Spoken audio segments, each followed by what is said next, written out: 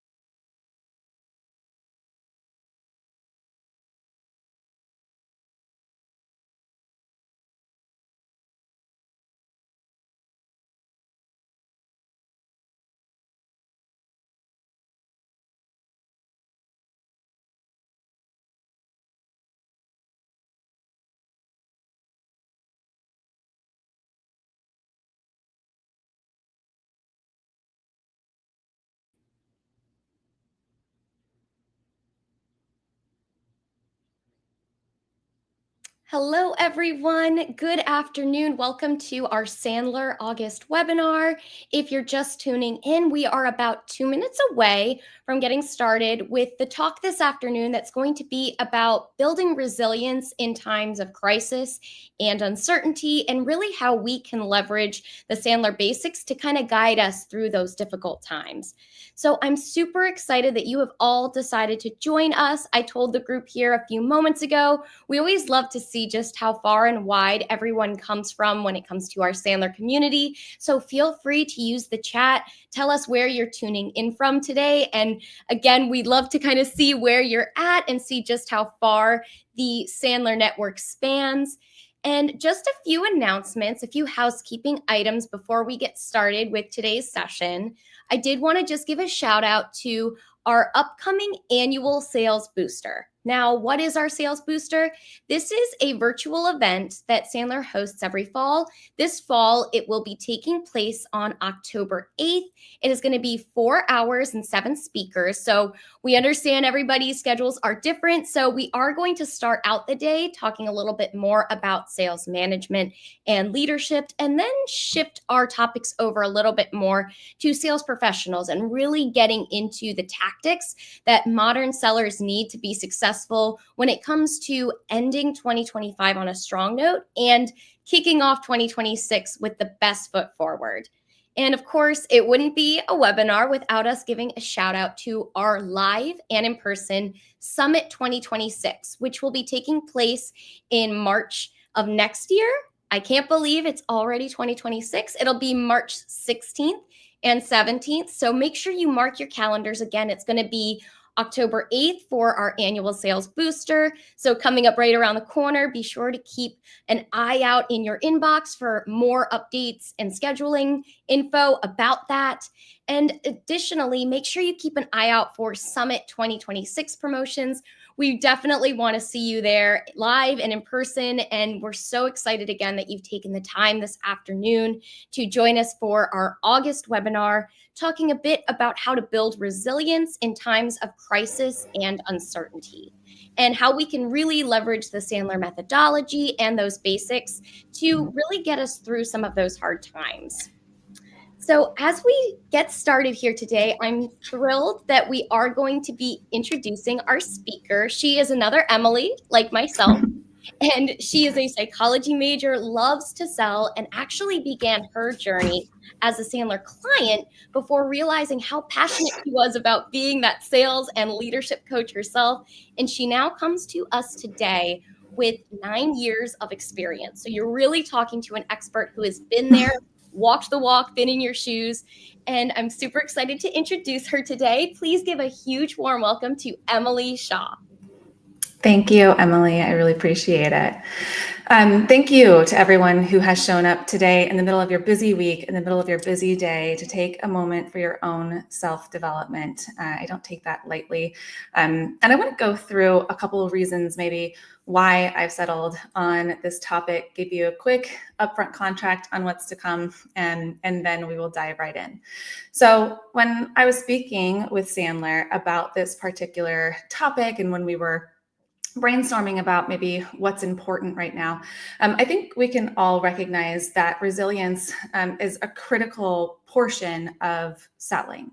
And I think, honestly, resilience is a bit important for all of us right now. It can feel a lot like the world is a bit of an ever-changing, uncertain, constantly and quickly evolving place, with some things around the corner just sort of blindsiding us all of the time. So especially in a sales role, I think resilience is so important.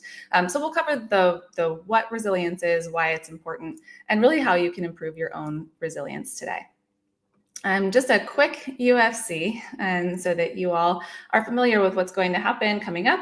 We have about 35 minutes today. I will hang out absolutely if there are questions at the end. I will ask you at least one question that I'll ask you to then put your comments in the chat so that I can see those responses.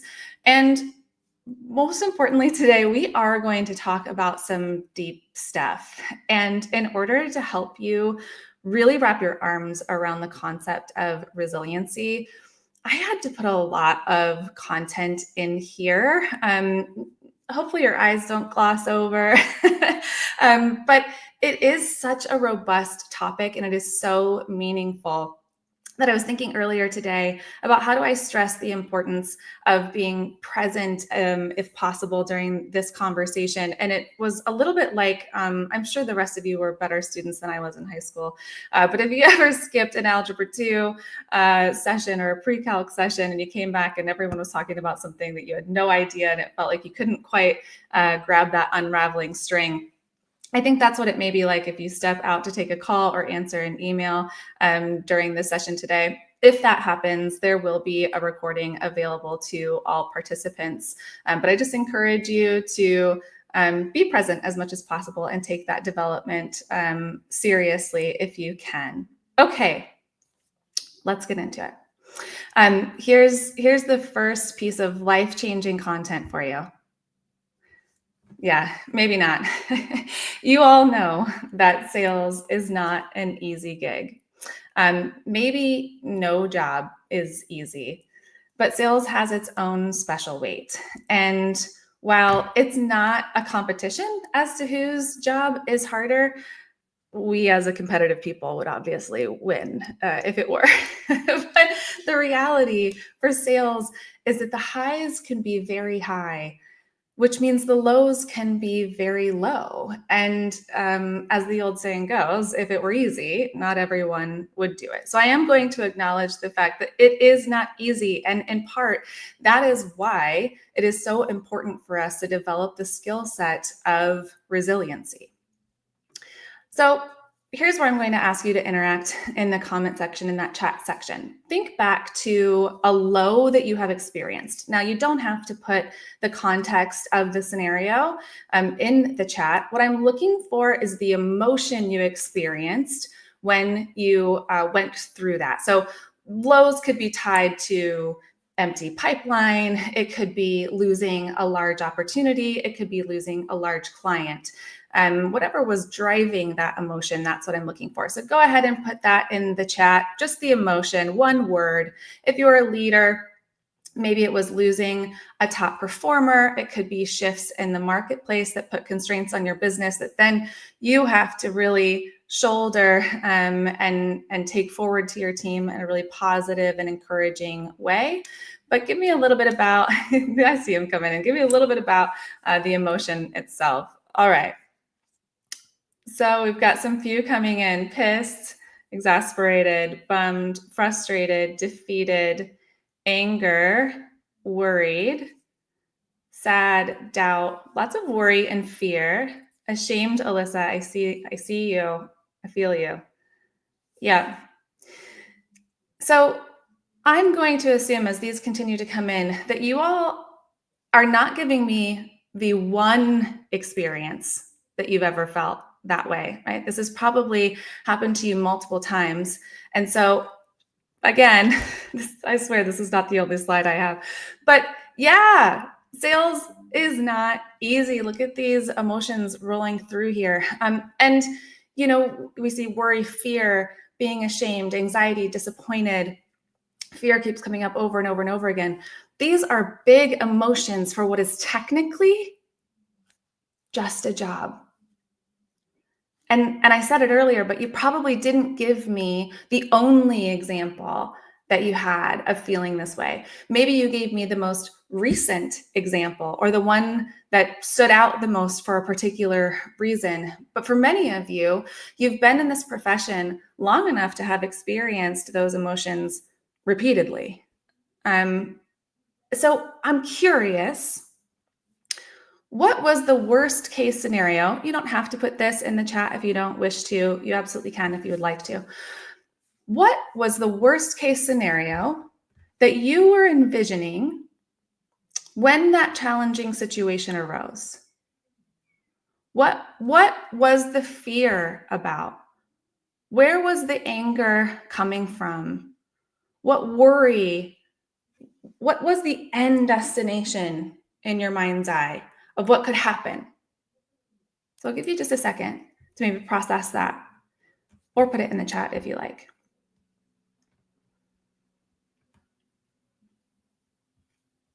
Yep, I see a couple coming through. Being judged as a failure. Nobody likes the F word. Losing my home, being judged. A lot of being judged. And that's easy. That's easy to jump to, because technically, are we judged for whether or not we are performing or not, right? Quite literally, from a KPI or metrics perspective, we often are. Worried about perceived competence. Others think I may not be able to do my job. Yeah, okay. So as you consider that, here's my next question. Don't log off. So what? Let's look at the reality.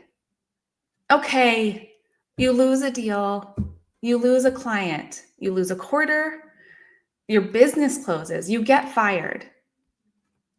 And so I know what you're thinking, and I already saw it in the chat. Well, I could lose my home, or Emily, I can't support my family if I lose my job. Or I hear a lot, I put so much work in that I cannot fail after all of this time and effort, or even money that I've invested. Or how embarrassing it would be to have to admit that you failed after publicly announcing, right, that you were going to do this great and amazing thing. The thing is that many high performers don't even know who they are if they're not at the top of the leaderboard. Because if it is, in fact, just a job, if you get fired, you get another job.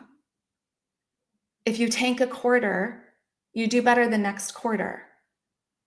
If your business fails, you can open another business. And I know there are painful lessons in all of these moments. That is not lost on me. But living in fear of those moments that you maybe haven't even experienced yet is not propelling you into success. Because if your outcomes are driving your emotions, or even the potential of your outcomes are driving your emotions, then you will always be at the behest of those fears. So whether the fear is people will think I'm incapable, people won't find me likable, I will have to admit defeat, whatever the fear is, if that is driving your emotions, those are controlling you. You will always be fragile because we don't control outcomes. If I could teach you all how to control outcomes, I would be a quadrillionaire, and I cannot be trusted with that much money. It's not good. So we can't control outcomes. Markets shift, prospects say no, people quit, quarters get missed. It happens. What I want to talk to you about today is what you can control. So I'm going to show you a visual on the next slide, and I'm just going to ask you to remember, I am in fact just a salesperson. I am not a graphic designer. These are the extent of my graphic designing abilities.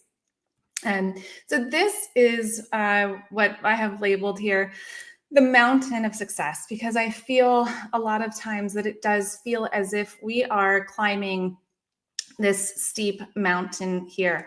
And I created this visual just so I could show you how easy it is to get knocked off the mountain. And it does ironically look a little bit like the success triangle we'll talk about in just a moment too.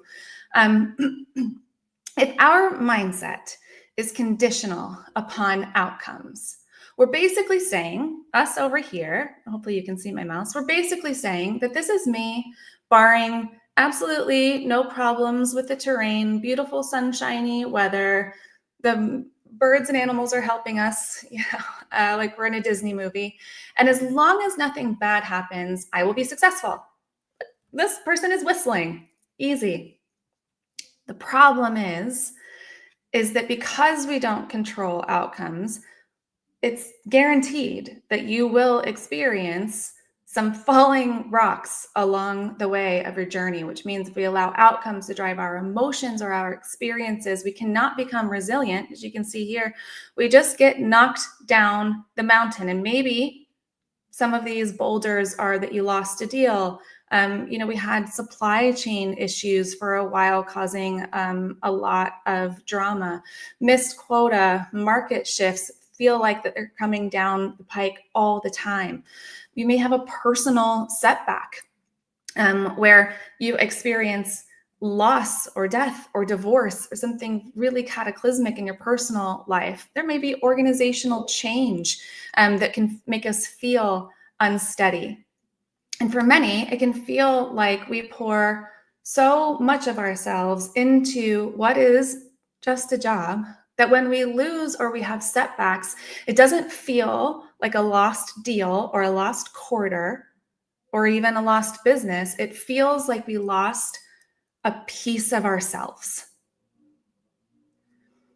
So upon reflection of all of this and how important I think this concept is, I was talking with a Sandler colleague about a man named Viktor Frankl.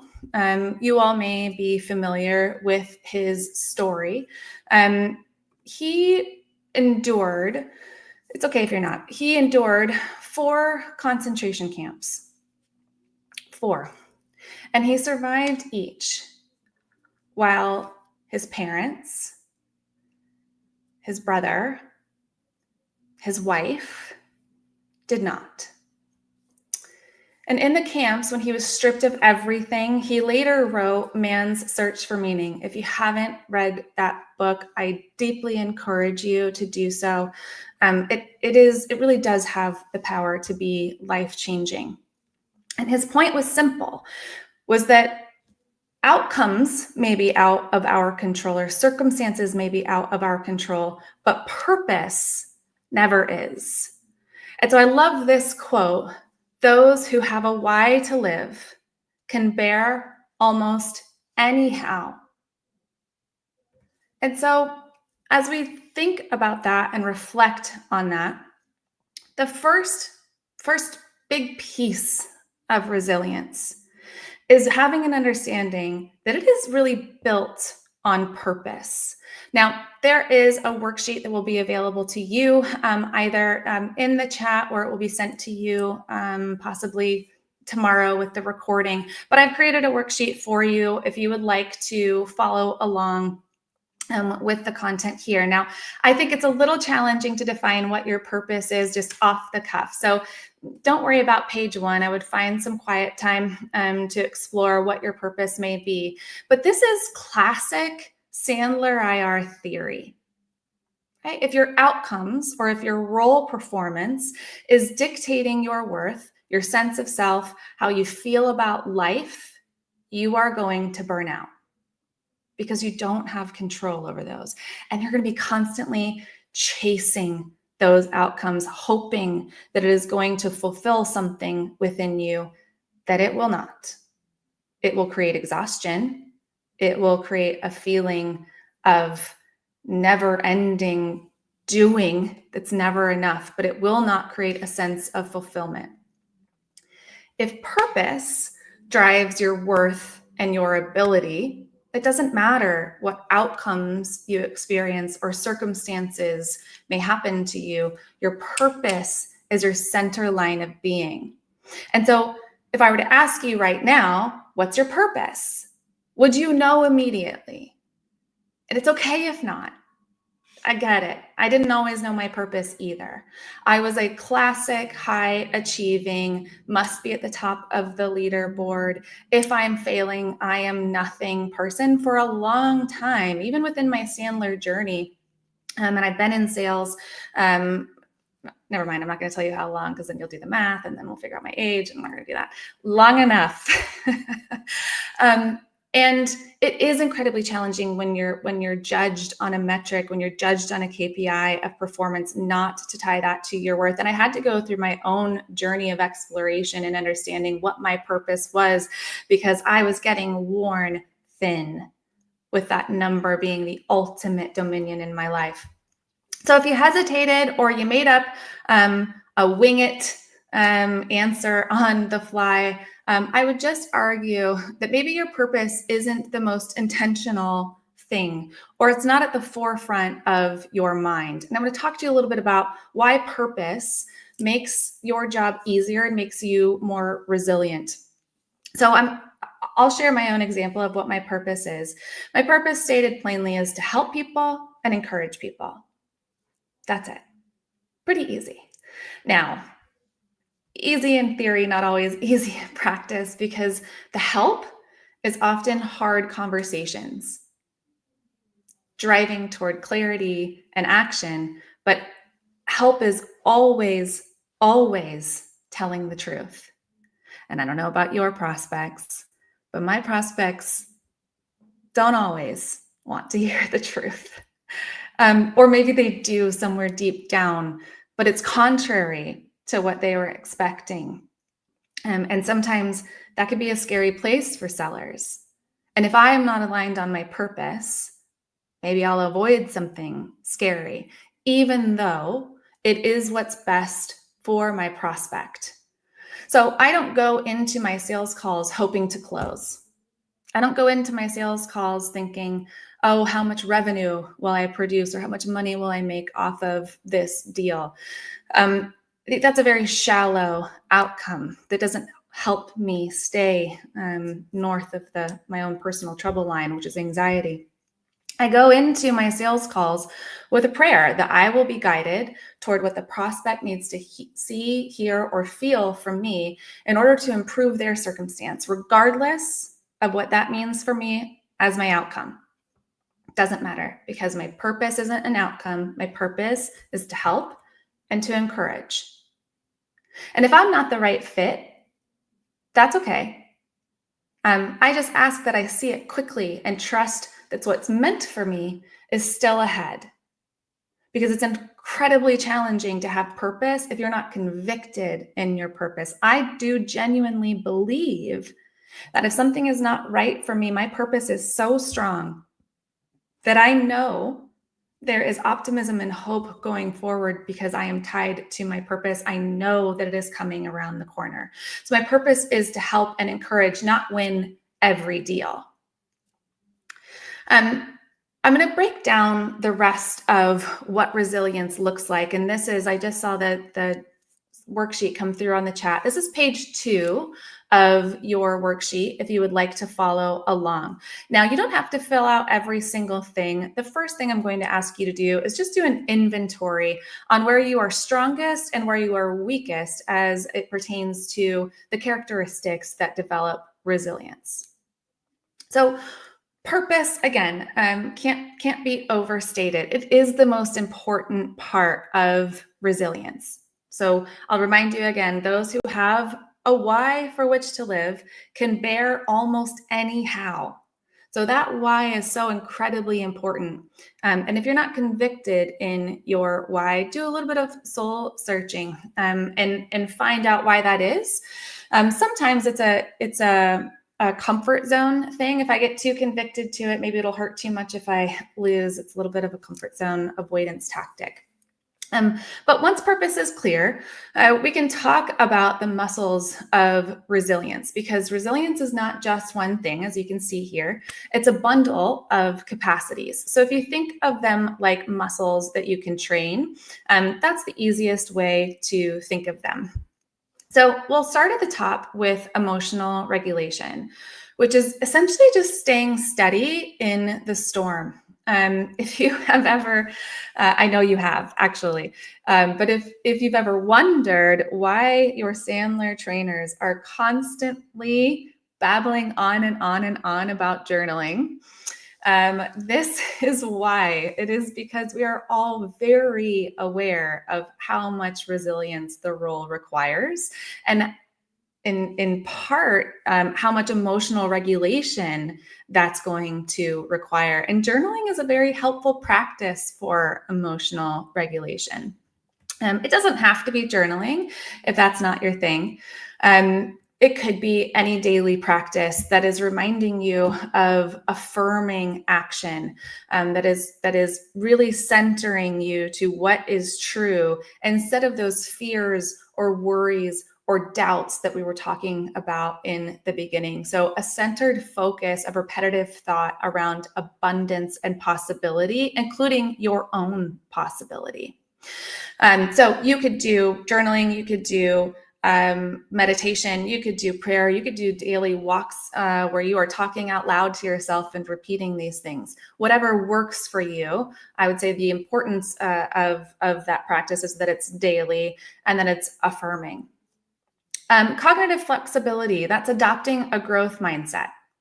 Asking, how does this serve me instead of why is this happening to me?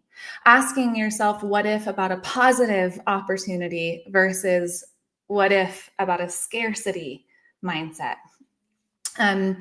Optimism and hope, choosing a belief window, which I'll explain in just a moment, that creates possibility.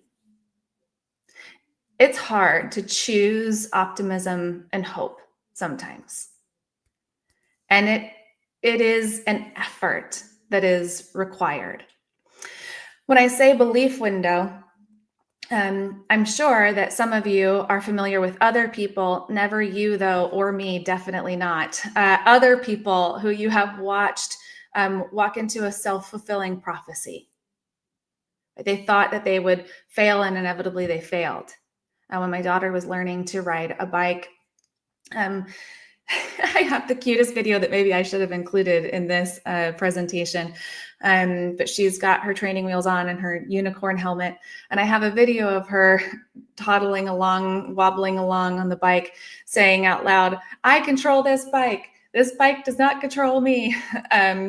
Because before she got on, she was terrified. What if I fall? She's envisioning all of these things that were awful. And what I know is if you are envisioning that you're going to crash while you're on a bike, you're going to crash while you're on a bike. And so we had to help her adopt a different belief about that bike. Here's how a belief window works. You start with a belief, and I'll ask you to just imagine I'm going to draw a rectangle. I didn't think I needed a slide. You guys got the shape down since kindergarten. So you start with a belief. That belief could be positive or negative. I'll take the belief that journaling doesn't work and tie it back to something we've already talked about. So journaling is stupid. Journaling doesn't work. You seek evidence that your belief is accurate because the brain really loves nothing more than to be correct, and loves certainty, hates uncertainty. So whatever your belief is, your brain will seek evidence that it is in fact the right way of thinking. And so I'll have people that will maybe try journaling off and on for 4 to 5 days and say, I'm not miraculously healed yet. I don't have a different way of thinking yet. I haven't improved my cognitive flexibility or changed my talk track to one of optimism and hope yet. And we know that's not enough time, but we'll sort of justify anything.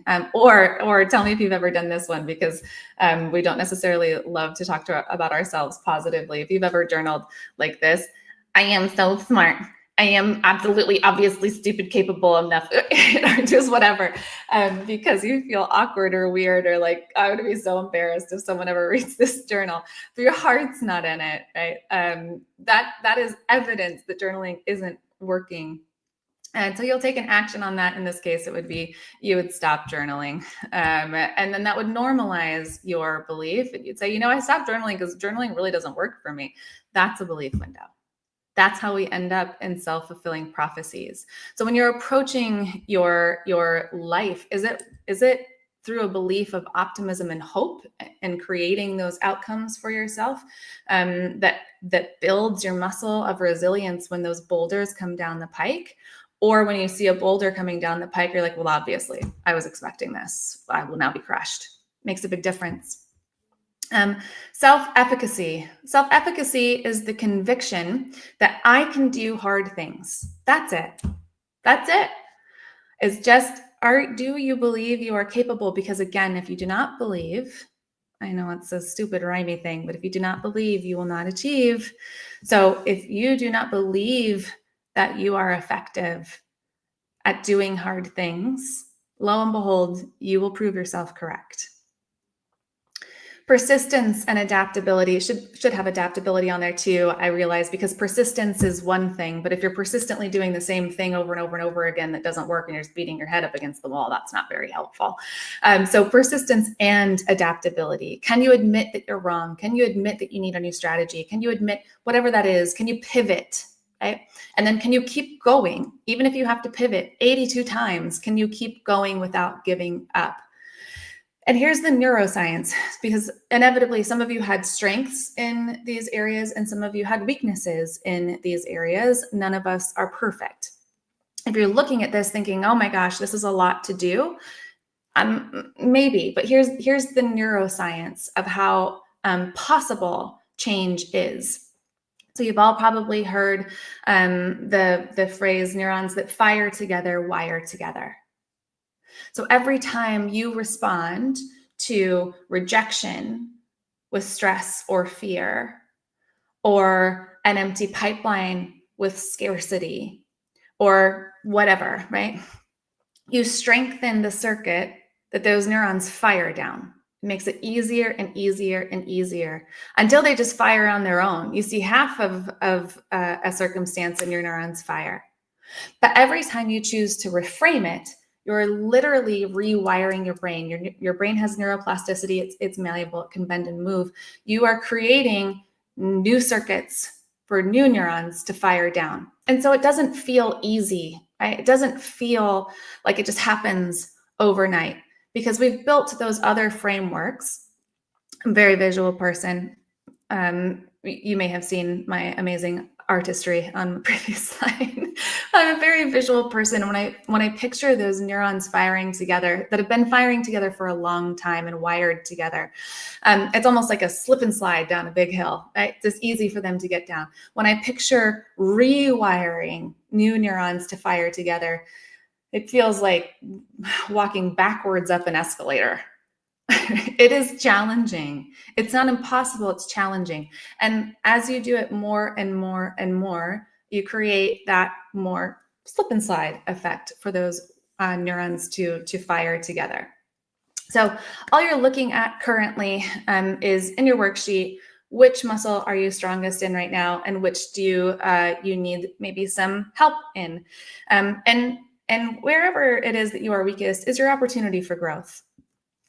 So here's another quote from Viktor Frankl from the book Man's Search for Meaning. Between stimulus and response, there is space. And in that space lies our power to choose our response. So stimulus is perhaps that you lose a deal. There's a space before you respond. And for all of the high eyes on the call, I swear to you, it's also true for you. It takes one to know one. I know what you're thinking. And so if you miss a quarter, there's a space and then there's a response. That space is where resilience is built. Resiliency is not built when everything's easy, unfortunately. Resiliency is built when you respond to a situation in maybe a different way than you have before, using one of those muscles from the previous slide or in your worksheet. That's the choice point. And every time you choose purpose over fear, or emotional regulation over anger, or optimism and hope over shame, every time you choose an element of resilience, you strengthen the muscle. Up and until you reach a place where you're back on the mountain of success with your backpack of resilience. And yes, the boulders are still going to come, sure. And they're smaller. And look at this lady. She's doing a matrix dodge over here. You get to be almost like a superhero. And so I'll remind you that resilience doesn't live in the outcome or the circumstance. It lives in the space between stimulus and response. And that's the only place you have control. That's the moment where you make a choice. And so the question is, what will you do with that space? Will you let outcomes erode your self-worth? Or will you let purpose fuel your resilience? The choice is yours. If you'd like, I would love to hear a key takeaway in the chat. If you found this short conversation helpful, we'd love to hear from you. Thank you so much for coming. I see Emily's back with me on stage. I'll hand it back to you, Emily.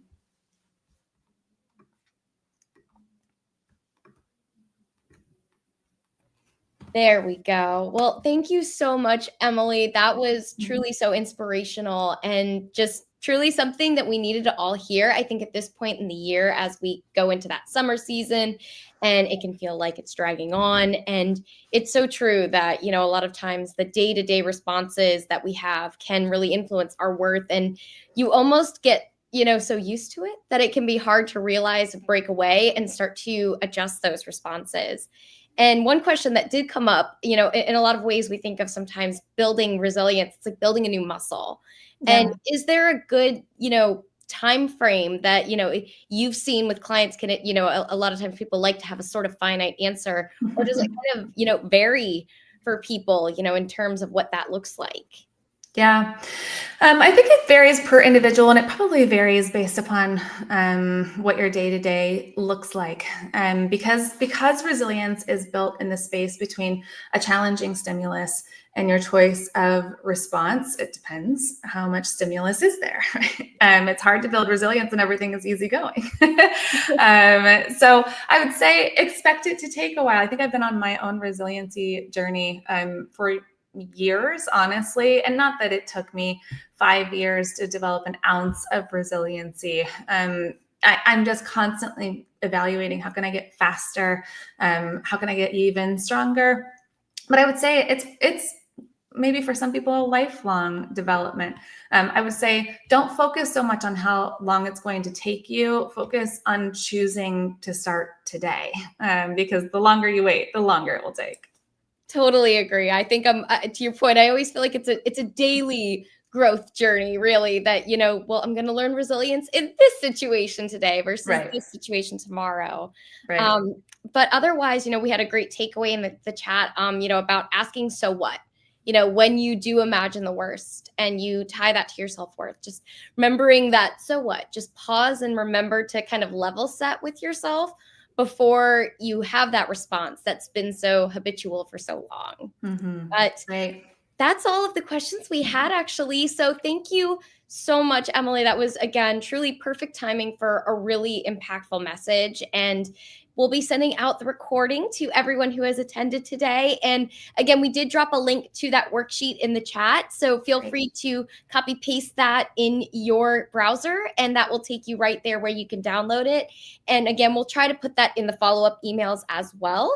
And thank you all for your key takeaways. We hope to see you at our annual sales booster on October 8th. Keep an eye out in your inbox for more details and information, and of course for Summit 2026. Otherwise, thank you so much for being here today. And as always, good selling. Thank you.